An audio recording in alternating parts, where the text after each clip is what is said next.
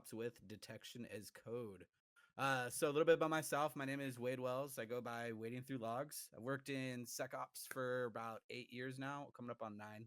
I usually do threat hunting, threat detection, threat intelligence. I have just got my master's degree this year from Georgia Tech, which was really cool. If anyone's thinking about going to a master's program, talk to me first, and I'll try to tell you not to unless your work is paying for it. It's cool, but not as cool as you think. I have a various amount of certs with SANS, CompTIA, all that type of stuff. I'm on the board of B-Side San Diego, where I'm the CFO. And I am also on a podcast with Black Hills Information Set called Talking About the News. I do a lot of stuff with BHIS. I'm on a lot of their webcasts. I don't actually work for them. I work in the financial sector. And that being said, this talk does not involve my work at all. This is all just the original boilerplate where it's just about me talking and me giving my thoughts and ideas on detections code. So that getting going, right? The quick overview of this talk. So I've given this talk one time before at a local DEF CON meetup as a warm up to see if I could do it or not. And I actually had a red teamer tell me he really loved the talk, but had no clue what I was talking about. So I threw in this overview side and added a couple slides to really deep dive to try to encompass more evolved cybersecurity to really understand the problems of security operations. So at the first, we're going to talk about common problems in the security operations for threat detection engineers, security analysts, anyone doing that daily grind of alerts and stuff like that. We're going to go in deep about what CI/CD is and what tools they use, what detection as code actually is, how do we fix things with detection as code, so what problems are we actually going to try to solve, and then setting up detection as code, how I did it in my own personal lab for absolutely free, and then how that actually matures SecOps as a whole. There's a lot of moving parts. This should only be about an hour long, hopefully. I totally forgot to press the timer to start, but whatever. So, common SecOps problems. A lot of people don't realize this unless you're a sock monkey like I was, right? Doing alerts all day sucks. It is a grind, but you do learn a lot. The one thing is there's a lot of alerts that usually come in, and a lot of them require tuning. And it's actually really hard to keep track of all those alerts and that tuning. So that's like the first one. The other big thing is you're usually working in several different tools depending on what type of SOC you're in and the availability in your company, right? Maybe you have a SEM, an EDR, probably have a DLP tool, an email tool, and at any given time, all those logs are rolling into the SEM, but you probably actually have to dive into different tools in order to tune those alerts or maybe to dive deeper into those alerts. That's usually a big problem, and it kind of sucks that your security platform, right? All of your detection logic is spread out across this wide, vast openness of security tools. And one problem with that is access to those security tools. If you have a threat intelligence team or an IR team, usually the IR team is going to have everything that SecOps has, or we'll say detection engineering and threat analysts. But Intel sometimes doesn't have that same level of access. So giving them access is usually another hiccup, as well as maybe people who are doing policy or GRC that need to know those type of alerts that you actually have, which then you have to go grant them access or at least a read only. And it does create a little bit more of a hole in your security, just allowing them to get in there. Hopefully they have RBAC situated and everything like that, but not always. The one big thing is the knowledge passing, or the being able to pass the knowledge of what the alert actually is. So I was actually trying to find some good examples of this in open source security platforms, but I couldn't find some good images last moment. But usually when you're reading an alert, you have a tiny description box that cannot be formatted and usually has a character limit of around 250 max characters. To describe a lot of complex alerts usually takes a lot more than 250 words and usually requires links, other stuff. People usually don't put dates. You don't know when the alert was last tuned. You don't know. You sometimes don't even know who created the alert, right? It all depends on which security platform, but there's a lot of problems with that, especially when lower level analysts are coming in and doing these alerts who are trying to figure out what Kerber roasting is. They then have to take an hour deep dive and reading a couple blogs to truly understand what's going on, when all that information should have been in the description. So those are just several of the problems. There's way more I could get into, and I will a little bit later on. So with that being said, we're going to go into CI/CD, right? Continuous integration and continuous delivery. This is actually CI/CD stands for like three different things. They've actually upgraded every time. So if you hear a different definition, don't worry about it. Pretty much what CI/CD stands for, right? The continuous integration and continuous delivery and deployment, or whatever, which one you want to go. It's just like a modern software term of how to push and test code to environments in a quick and safe way. Usually there's going to be some types of dependency management, control management, right? We'll go a little bit deeper into that the next one. There's usually triggers that get started. So we'll say you push code to a repository, a trigger then hits and says, okay, all this code is good. Let's run it in a test environment, make sure everything's great. We'll run it through some security tools to make sure there's no any type of vulnerabilities. All of that goes great, and then gets pushed out into a live environment or possibly a test environment that then gets tested again. This flow works really well for coding. And what it allows you to do is have multiple people all work on the same code as once, and has version control. So you can actually see who's working on what, how they're working on it, and when people made changes to the code. The goal is to try to take this methodology and put it into security as much as you can. It sounds like a big lift, and honestly, it was at first, but once I figured out how to do it, it was relatively easy. So, some CI/CD tools you've probably heard of already, right? The big ones are Git and Subversion. Those are what you're using to push the code, or actually pull the code into the main repo. I was not a Git or Subversion person whatsoever before I did this. The most I did was push code to my repository in GitHub, and I had some Python scripts and some talks and stuff in there. So, learning how Git it really works has been a headache for me, to tell you the truth. But these are what's really keeping track of the versions of stuff that's getting moved, getting trying to understand who is actually making those changes and what changes are actually being made. So when you go into a repo, you can actually look at the versions and understand what's being changed it, who approved that change, right? Version control isn't something that any security tool has, but this has it, and it's easy to see and understand. So repos, that's where all the code is going to be stored. GitHub, GitLab, Bitbucket, all those things should know about those. That's where pretty much a repository where you can put a bunch of files, but mainly you use it for code. Usually that's in control of with Git or Subversion that you're pushing to there. You have to usually set up some type of password protection policy, maybe some role-based access control to say who can push. And then if you do push code to it or pull code to it, sorry, see, I'm still getting messed up. Uh, you then can actually set up individuals to then approve that code to be merged into the master repo, right? This can all get very complicated very quickly, and I learned that the hard way trying to teach entry level analysts how Git works and source control. I wrote up a quick document and then sent them to try hack me to go read that stuff. So the last part of this was orchestration. This is the thing that is running the code in some way or form. Travis CI, Jenkins, and Ansible are all different types of orchestration. Usually, what happens is they will see a push made to the code, and then they will go out and run it and diagnose it, and then maybe move it or do whatever you want to it. Think of this just as like automation. You can set any of those orchestration tools up to trigger off of different situations. So if you want to do it based off time, if you want to do it just based off of the code is pushed, there's a whole bunch of different other ones. Usually with the detection as code, I'm doing it based off of when some type of change is made to the repo.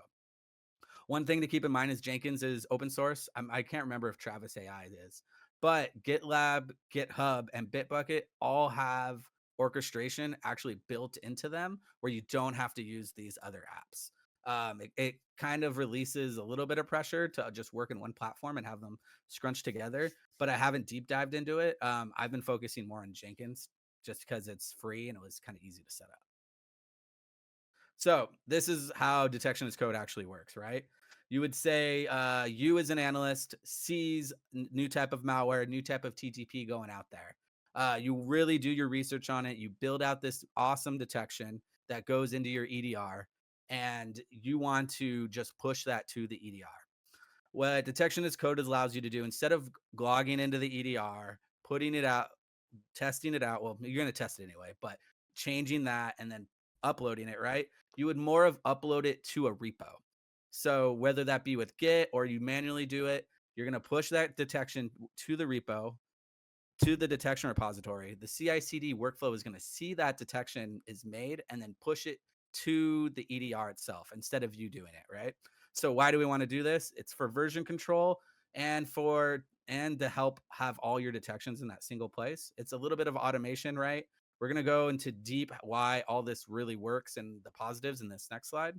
One thing I really want to point out, if you want to learn a lot more about this, Anton Chuvakin, right there. He is Google Cloud. I believe he's like the director of Google Cloud Security. Has an awesome blog about this, and that's what really literally kicked me off on how to do this. So I would highly suggest checking it out. The one cool thing about this with this workflow you can see is you could push either a SIEM, an EDR, or an NSM, so network security monitoring, or even maybe Yara rules all to that repo. And then luckily hopefully you have the code written that'll then push that detection to the proper tool. That code isn't really hard to write, to tell you the truth. So how does detection as code solve all these problems, right? I've been preaching about it this whole time. It looks great. It sounds a little complicated, and it is, but once you get your head around it, it's not so hard. Uh, some of the big thing that really happens is having all of your detections in a single location. So all of those detections across all of the tools in that single spot is actually very powerful. It's much more powerful than I thought it was going to be, due to me being able to then actually map all of my detections across my network onto a MITRE ATT&CK, right? So we'll deep dive into MITRE ATT&CK a little bit, but me knowing exactly what my defense coverage is across every single one of my tools was pretty heavy. The other big thing is formatting. Uh, when you actually write one of these detections to the Bitbucket, you can actually create a little bit better formatting. We're going to go into YAML files and how we configure those a little bit, and actually have a human readable thing instead of without a character limit, instead of your normal EDR where it's literally like 250 characters. It's not formatted. There's a link somewhere in there, and hopefully it works, right? The formatting makes it way better. It's easier to read than a lot of the security tools. Some of the descriptions get lost. I know a couple security tools that have tables inside tables inside tables that then create multiple bars that you have to scroll around and try to figure out. Having everything in one spot makes it a little bit better. You do have to link this over somehow to the alerts, so then the analyst knows, hey, I can go look at it in the repo rather than looking at it at the actual tool, but that's not too hard. Other big one is the approval process, right? You're going to be able to track when detections are made, who's doing it, who's approving the detections, and if detections are tuned. So one big thing in security that I've had, not really a problem, but you could easily fudge, is statistics. I can easily say, oh, we blocked this many attacks because the firewall blocked all these, and we made that change in the firewall. So having credible statistics in security is a pretty cool thing, and being able to track who's making detections, how they're making them, as well as who's approving and any changes made, and why though. And the other big thing is why those changes are made. When you push that change to a detection, you actually have to put a description. So you could either put a ticket in, or you ticket number, or you could actually write this change is made because of this, right? That is something that no real security tool has right now. So if a tool gets updated, usually you can just look at the date last updated. You don't know why it was updated. With detection as code, you actually get to know that. The other big thing is this is a little bit easier to share across all teams. Detection as code allows you shifts the RBAC to a single pane. Once again, we have all of our alerts in that one spot now. So I can just grant access to this one tool and don't have to grant people access to the individual security tools if they're going and trying to find detections. Usually you do have to set a little bit of rules up so they only have read permissions, they don't have push permissions, and they don't have approved permissions. But actually, it's not that hard to just loop that into either what is it? There's a couple different RBACs, but group policy actually runs mine in my lab. Yeah, so those are just a couple of positives. We'll deep dive into those a little bit further into the presentation, so you can actually see what I mean with a lot of this. So we're going to go into how I set this up. So the big preparation, right? What you need to do right off the bat is understand what tools you want to work in detection as code. So what my current lab works, we're going to go in the next slide, but you want to understand if you want to work into the SIEM, do you want to work in the EDR, do you want to work into your email platform, the NSM? And the other thing is, do those have APIs, right? A lot of this is going to rest around REST APIs. if you can actually hit them at some point with your automation. Hopefully, you know a little bit of Python. It's not that hard. Highly suggest if you don't know Python, just start it now. If I tell all of my mentees at the very beginning, I wish I would have learned to code sooner.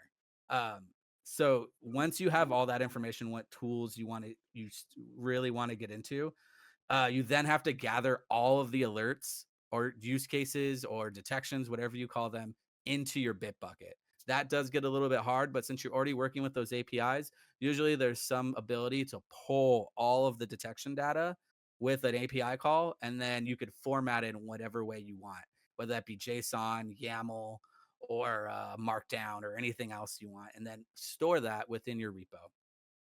The other big, so infrastructure, are you going to use Bitbucket? Are you going to use GitLab? Are you going to use Git? Are you going to use Ansible, Travis, or Jenkins? Usually you want to scope out what your company is already using if you're trying to put this up in your environment.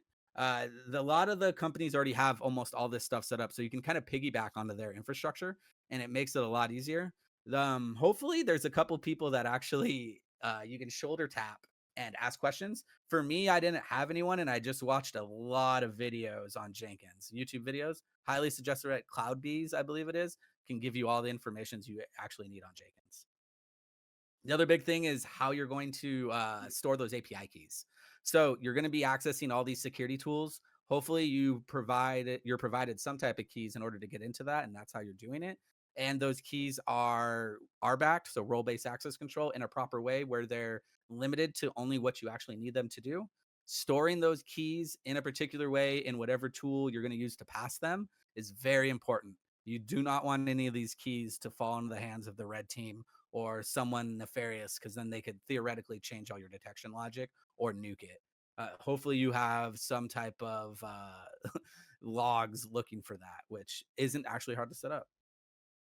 So my environment at home. So I have you can almost see it right to the right of me. I actually have a pretty beefy home lab that I set this all up.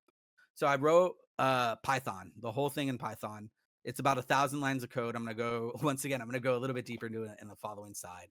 I'm using Git for my change control. I've actually never used Subversion. That was another example I gave, and I had never heard of it before this. But Git's actually not that hard. There's a lot of free resources for it online. Highly suggest learning how to use it if you don't already. But that's what I'm using to push and pull code or the detections in some type of format. I'm using GitHub as my repo, so my own personal repo right now. You can actually set it up so my Jenkins server, what I'm using for orchestration in my home lab, can actually look at that repo. And when it makes a change, my Jenkins servers will pull that repo into my Bitbucket and then look at the Python code that I have in there and run that Python code. So the way that it works is anytime I push a detection to the repo, Jenkins sees that change, pulls it down into Jenkins. Jenkins has Python pre-installed with the proper libraries.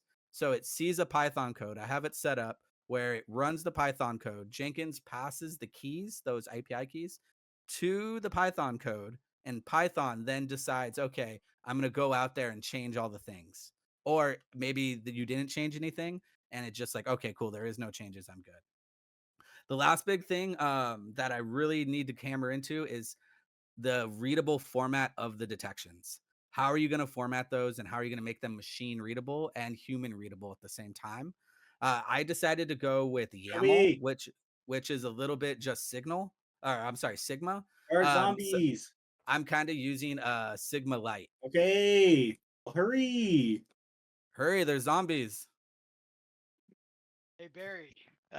Yeah, No, thanks. it's all good. So I wanted to deep dive into Sigma so you guys kind of understood what was going on, right? So this is what a Sigma file looks at, and this is how I am storing my detections in a repo. So imagine 100 different YAML files, all written just like this in the repo. If one of these YAML files gets changed, the repo gets pushed. Jenkins sees the push, pulls it, runs the code, and says, "Hey, what was changed?" And then goes out there and makes the change based on the tool. So this is just a simple who am I detection. This is actually in Sigma format. I did not actually use Sigma format for my detection logic. If you notice under detection, it says C Windows System who am I exe. That's actually Sigma format. I am using the detection formula or base of whatever tool I'm using. And that's more because I don't want to write code to translate Sigma. So to translate this into another tool isn't relatively hard, but what it is hard is to teach a bunch of people how to write detections in this way. And so that is why I'm using what I call a Sigma Lite. Some of the bad things about YAML, right, is it's a bitch to work with sometimes. If you have one tab or one thing wrong or a space, a quote or something, the whole file breaks. You can't use it. What's also bad is some of the detection logic that I'm using. So that custom detection logic for my EDR, my send, my NSM is going under detection that you can see in this file. It doesn't always play nice. I actually have to format it in particular ways, like only use quotes, no single quotes, or only use single quotes and no quotes. And that's something I'm still struggling with right now with SEM rules that I'm trying to get over. And then once again, like that there has to be a custom builder if you want it to be in Sigma and then translate it to another tool. Hopefully that makes sense. We could deep dive. You could have a whole hour talk about Sigma altogether. Some of the pros about this though is it's easy to read, right? Anyone can really understand this and how it's going. There's a lot of community based on Sigma too, so you could easily go find a repo of these detections right now at Sigma's repo and probably have a detection for just about anything in a human readable format. You can, it's not hard to translate them if you know the certain detection tool. And yeah, and once again, YAML and Sigma are both open source projects. Highly suggest going to check them out. So once again, I want to deep dive into another Sigma alert. This is Mimikatz usage. You can see how this is a little bit different. Just a bunch of keyword searches, which is looking for command line.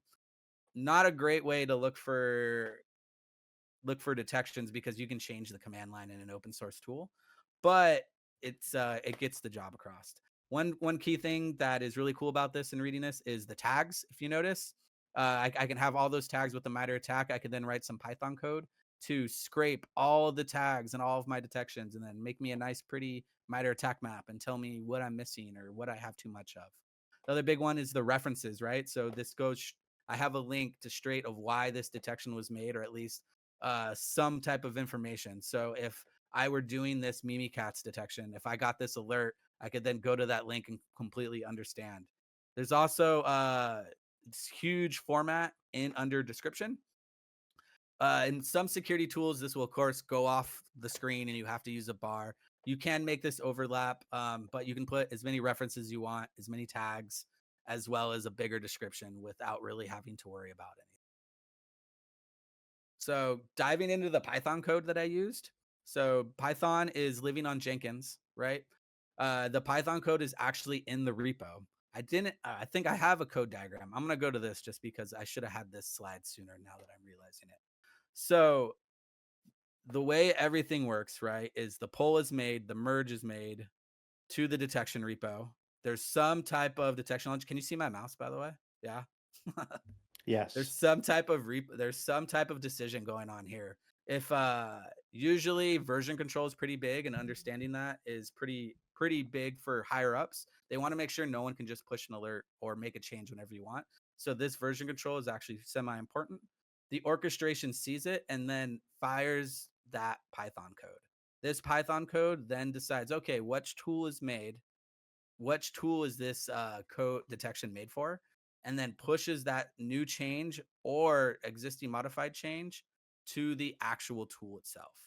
Honestly, I need to put this slide a little bit sooner. The code itself isn't that hard. It's only 1,000 lines of code. There's only, if I'm using PyYAMLs, requests, JSON, and Git, what I'm doing is the Python code actually looks at the Git file that was just pulled into Jenkins and says what changes were made, and then passes that further into the Python code itself, and then that then compares those changes to the actual alert in the system. So I actually have right now querying the EDR, and the EDR says, here are all my alerts, and says, okay, here's the change that was made. How do these compare? What's different? And then what do I need to change? Sometimes it's description, sometimes it's tags or criticality, other times it's detection logic. It wasn't too hard to write. This was the easiest part about this project. The bigger thing is actually getting API access At least that would be the hard part in most big environments for corporations. So the one cool thing about this is once that I really hammered on is having all your detections in a single spot.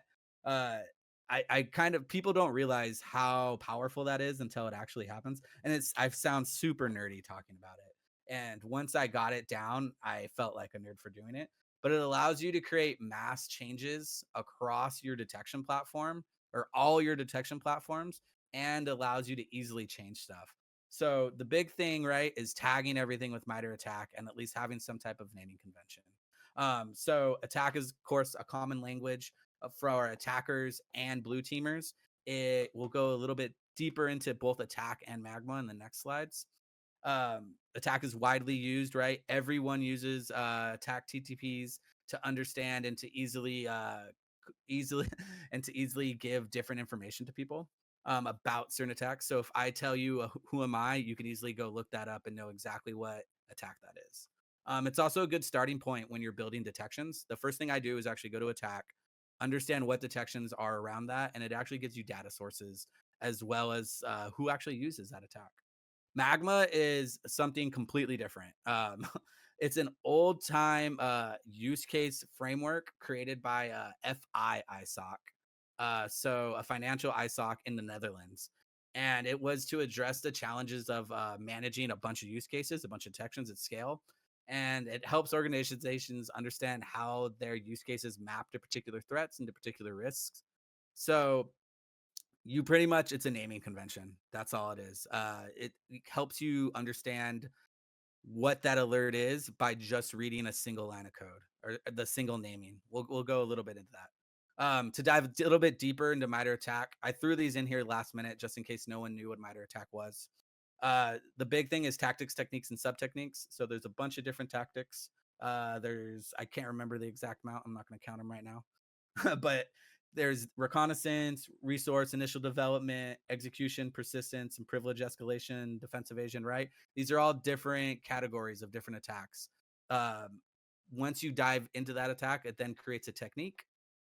So techniques can actually live in different tactics depending on what it's being used for, right? So we're going to go into execution. So you notice PowerShell. PowerShell can be used as an execution to run malicious malware, but it could also be used in discovery to understand what type of users are on the network or Active Directory, that type of stuff. So it can live in multiple areas. There's excellent descriptions of what this attack actually does. You guys can easily see that.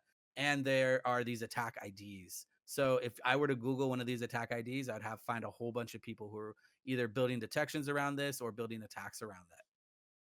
Lastly, there are sub techniques. So you go further into the technique itself, command scripting, right? Command script interpreter. Then there's PowerShell, Apple scripts, Windows command shells. Gets more and more complicated as it goes through. But what's awesome is it's an excellent way for me to communicate with my red team if I want them to run a particular attack in order to test a detection, or if I want another detection engineer to create a certain detection for an individual attack, I could give them one of these attack codes and they could actually go out there, find a great amount of information to build that. So Magma, I'm not as impressed with Magma. Magma is something that I'm using for a naming convention just because I couldn't really find anything else and it sounded cool. It also easily allows me to read an alert or detection and understand exactly what it is. Do I have the slide in here twice? Oh no, man, I forgot about this. Procedures and examples. We're gonna pass this. So this is actually Magma. Uh, at the very beginning, Magma actually follows the cyber kill chain. If you notice, reconnaissance, weaponization, delivery, exploitation, installation, command and control, action objectives, right? So it doesn't follow attack right off the bat, which is a limitation. I will tell you. I have had to change Magma a couple times, or at least add stuff to it to try to modernize it a bit. But we'll go a little bit deeper. So this I'm using right now this level 2 use case for Magma in my personal network. So what I'm doing is on top of any alert, I will use what you can see here as a level 2 use case identifier. So we'll say, what's a good one? We'll say reconnaissance map. No, that's not a good one. Fingerprinting, right? So if I have a detection on scanning, I could say REFIP and then maybe another name for scanning. Magma does go a little bit deeper and actually does map to MITRE ATT&CK further on, but having a huge naming convention like this gets a little complicated and does create a lot of space in those names. So I actually decided just to go for a 2-letter, 3-letter, and then what I'm naming it as. Worm propagation is a good one that I have going right now. So DE worm, right? If I were just to read the DE worm, I know exactly what's going on. And then the next part of the detection is going to go dive deeper into what I'm looking into.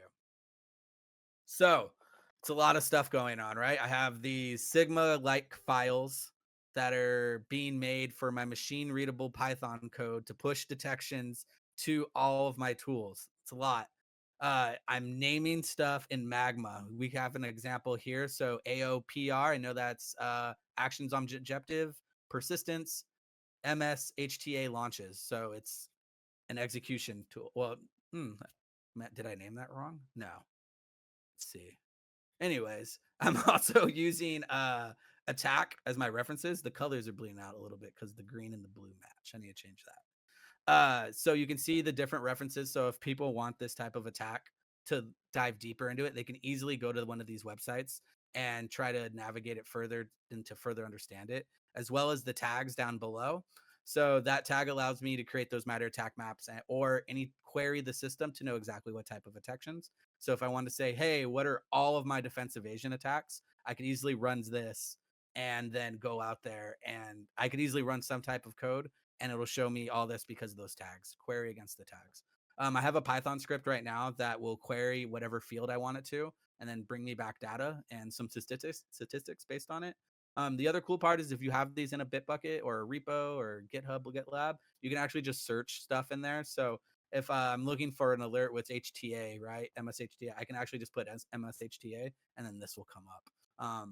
This allows anyone to really quick read it. This is also really easy for machines to read, like I've said before with Python. The other big thing is this is actually how Atomic Red Team does it. They actually have all these YAML files. Atomic Red Team is a tool to realize I didn't even talk about it. Is a tool that is used by blue teamers in order to try to do red team attacks, right? You're trying to test your detections. It's something that I use a lot. It's easy to use, but it makes it, the YAML is just makes it so it's easy for machines to read. That's pretty much it. The other big thing I was thinking about using was JSON, but JSON is less human readable than YAML, so that's why I stuck with this. I am having some problems later on with this though that I'm trying to work through. So, but wait, there's more. There's one other thing. After I started doing this, I realized YAML files suck to read. It's okay, but it's not too great. And I got pointed out by a friend about this alert detection strategies framework, ADS by Palantir. So what ADS is, it's a format, right? It's just a markdown file that allows you to create a description of any type of detection. So markdown files are pretty easy to write. They're open source format, and when you write them into a Bitbucket or into any type of repo, it actually makes it look pretty. It doesn't look ugly and raw in data. These markdown files are what I'm using as my knowledge transfer instead of those YAML files. The YAML files have some great information with the references and description, the tags, but I really want to pass that data down as a detection engineer to that triage analyst the most I can, right? Give him exactly how I was thinking when I built this detection and all of the resources I used. These markdown files help that out and so much. So there's a couple different fields that you can't see. There's goals, categorizations, strategy and abstract, technical context. Under that, it goes into blind spots and assumptions, validation, priority, and response. So my overall kind of framework for that looks like this. So you see the YAML file for the machines, the markdown for the humans. The markdown file is a lot easier to read, has a lot more information, and easily puts you into my mindset or my philosophy as I was building out this detection, and allows for quick links to go over. It's worked really well. I will admit, as a detection engineer, it was kind of a bitch to write these out at first. It is a lot of data and requires a lot more writing. I'm writing these in VS Code, and VS Code also doesn't have any type of native spell check. So usually I'm like copy pasting them in between different spots in order to do that spell check. This is how it looks, though. It's pretty good. And I've what I'm suggesting to do is when you write one of these markdown files, you want someone who's got your lowest level to read it and to understand it. And if they approve of it, then it's good to go.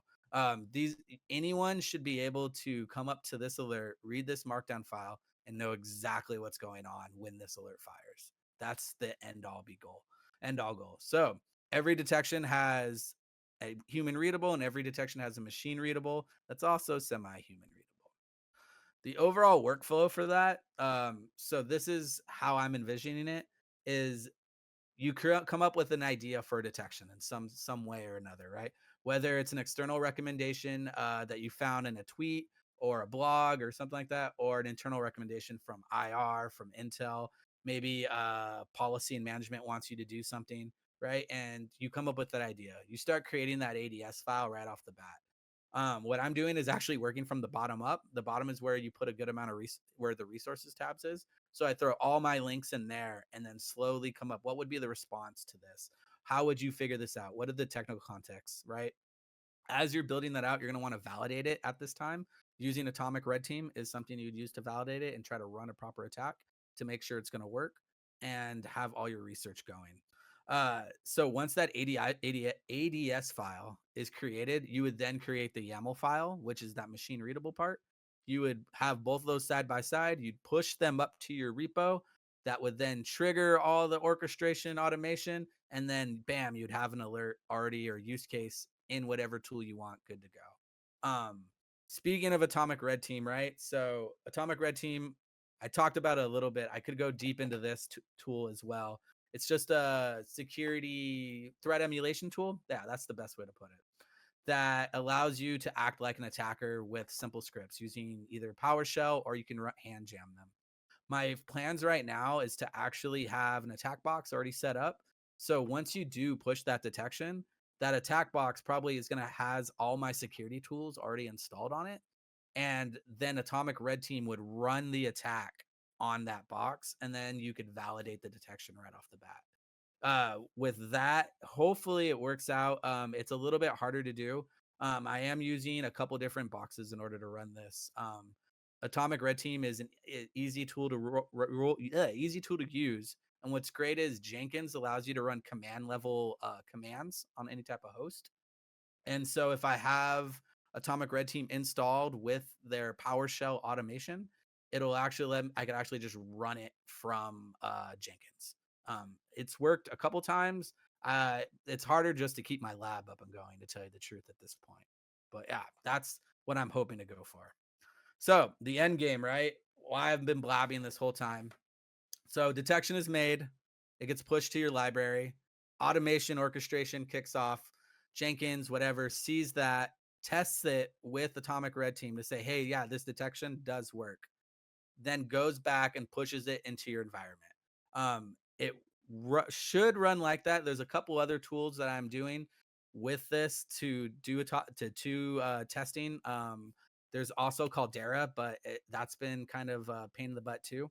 Some other things I also want to do is statistics. So when that automation goes off, it'll actually look at all the detections and look how many times they fired, and then give you a panel based on what's fired, what hasn't, what's been tested.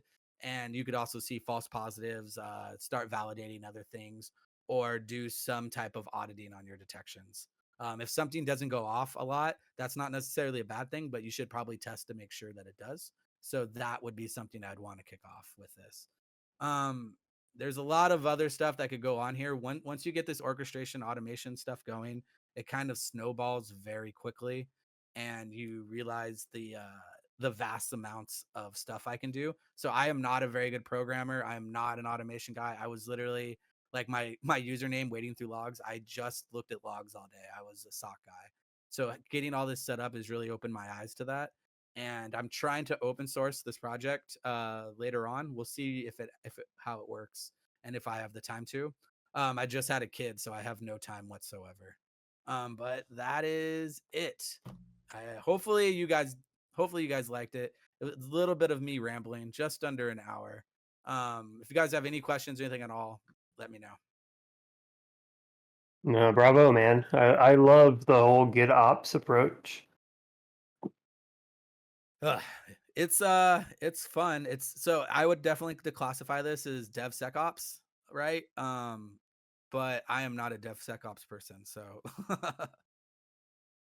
Nice. So I do have a question for you, yeah. or maybe yeah, this is a question for you. So, are you saying that EDRs by default don't catch all of the atomic red What? team stuff? What? Oh No, my I would gosh. never say that, right? Oh my God. EDR is not catching stuff automatically. Oh my God. Having to custom write detections all day is my life. Uh, the one thing I will admit, the more creating this has kind of made me hate EDRs even more because I've realized how bad some of their APIs are. Yeah. There was a past life when I worked for a managed security provider. I had to write all of their API work for Carbon Black, and Carbon Black's API is actually, there's a couple things that aren't listed that were bad, but all this stuff is open sourced. A couple other EDRs, or at least it's open to the internet. I didn't have to do a bunch of stuff. A couple other EDRs are not that way, and a lot of them actually prohibit you from doing things that you'd want to do as a security operations person. But It's good what to I know. did learn is REST API is great. Awesome.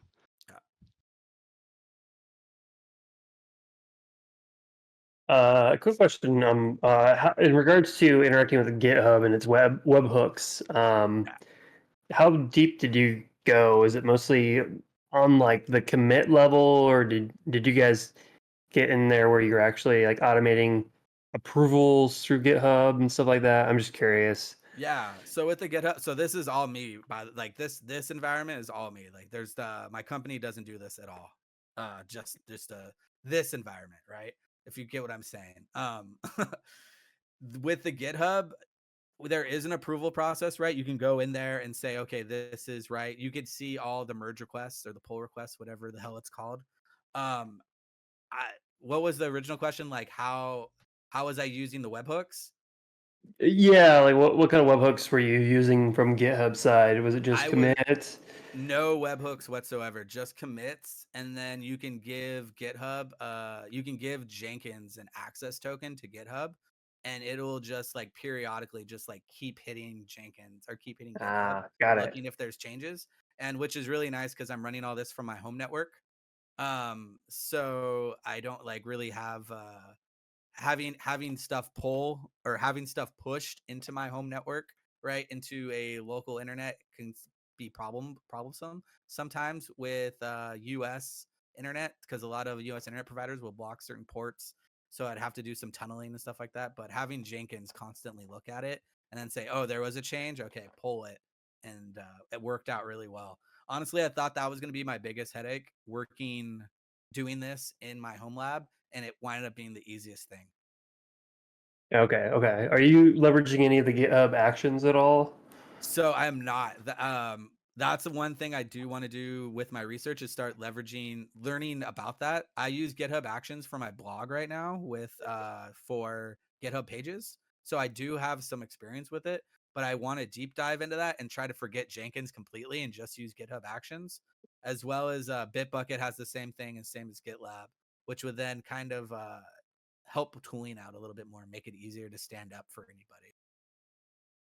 Then you lose some of your fun Python-ness. Yeah, well, the Python. So the cool thing about this is the Python code I wrote. The Python code I wrote is the spine of all of this, right?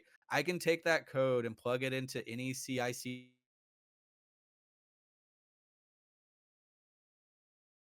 repo. Just run this code. Like that's all I'm using the orchestration for.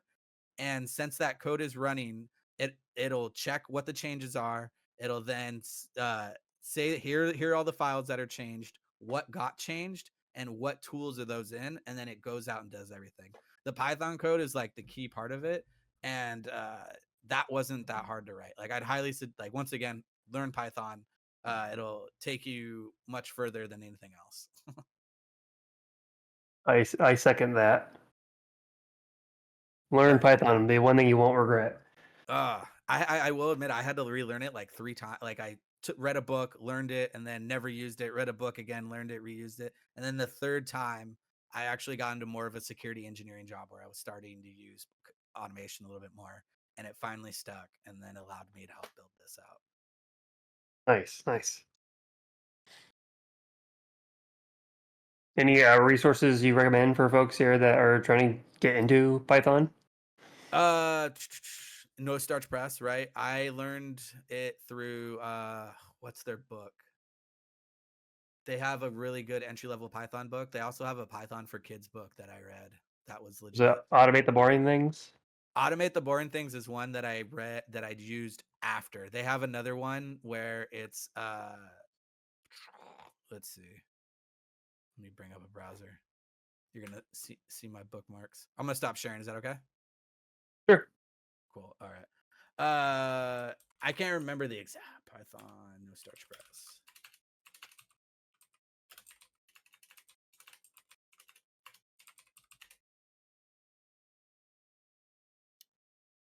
Automate the Boring Things is really good, and that's one that I use to learn afterwards. But where is it? They have so many Python books now. I'm realizing that was a horrible thing. I also suggest Right. Python one-liners and Python Real World. Those are all good. Python Crash Course. Duh, that was it. So I believe it's that book that actually teaches you how to program a video game. So you make Space Invaders to a sort. And I did that. And once I got that down, I moved on to Python one-liners, which is just as crazy. And then as well as automate the boring stuff. And that's when stuff got real crazy, sending emails with Python and a couple other things. What's cool is no starch press books come up all the time. And what's the charity that gives away a bunch of books? Gosh. Oh, Humble Bundle. Humble Bundle, yeah. So you can get them, and they're DRM free if you don't feel like doing that type of stuff. But highly suggest buying them. And if you go to DEF CON, they always got a good sale going on.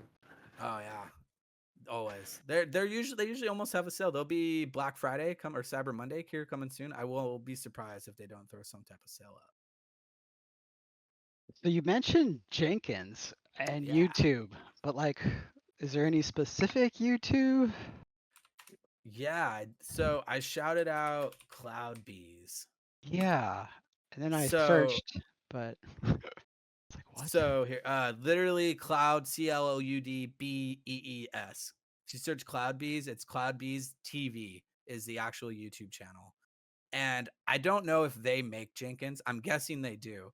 But what's awesome about their videos is their main guy who does all the videos talks fast and gets straight to the point every time. It does not feel like a sales video. It feels like your senior DevOps guys like, yeah, here's how to do it. Get out of here. Like, and I love it.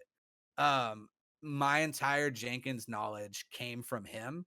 And the big things I was learning was, of course, how to run their automation scripts and how to get Jenkins to run a Python script. That was the first step. And the second step after that was how to hide secrets in Jenkins, right? To properly pass those API keys. One thing I didn't have is like my actual code up here. But really what Jenkins does is it runs the script that says, okay, download these repos if you don't have these or download these Python libraries if you don't have them. That's just in case something breaks. It goes and re-downloads a bunch of new libraries.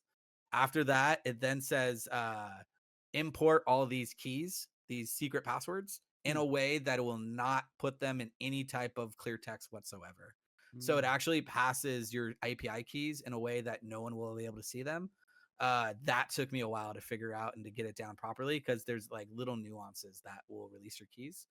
The third step to that Jenkins automation is run this Python code, and then with the Python code, I have it actual being able to pass it parameters.